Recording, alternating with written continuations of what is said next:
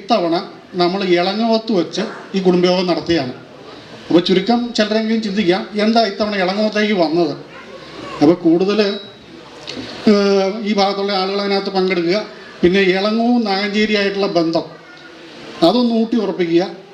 എത്ര കുടുംബമാണ് നമ്മുടെ പഞ്ചായത്തിലുള്ളത് പ്രത്യേകത്തെ കുടുംബവുമായി ബന്ധപ്പെട്ട് എന്ന് ചോദിക്കുകയായിരുന്നു. അപ്പം അനിലേതായാലും കൃത്യമായ മറുപടി പറഞ്ഞു. ചന്ദ്രൻ ചേട്ട 73 പേര് നമ്മുടെ കുടുംബ അംഗങ്ങളായിട്ടിവിടെ ഉണ്ട് എന്ന് പറഞ്ഞു.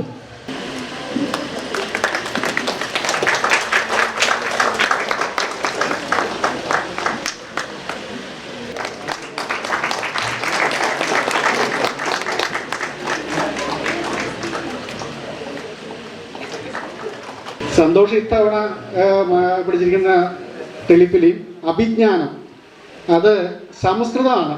ഇതുവരെ എല്ലാം പിടിച്ചിരുന്നതെല്ലാം മലയാള ഭാഷയിലായിരുന്നെങ്കിൽ ഇത്തവണത്തെ അഭിജ്ഞാനം, അതിനകത്ത് അഭിനേതാക്കളെന്ന് പറഞ്ഞു കഴിഞ്ഞാൽ ഇളങ്ങുന്ന സ്കൂളിലെ കുട്ടികളും ആ പ്രദേശത്ത് അന്നേരം കണ്ട ആളുകളും. ഇതിനു മുമ്പ് ഒരു അഭിനയ പരിചയമുള്ള ആളുകളല്ല സന്തോഷിൻ്റെ ടെലിഫിലിമിൽ അഭിനയിക്കുന്നത്. എല്ലാവരും പുതുമുഖങ്ങളായിരിക്കും. പക്ഷേ വളരെ ഭംഗിയായിട്ട് ഫിലിം പിടിച്ചിട്ടുണ്ട്.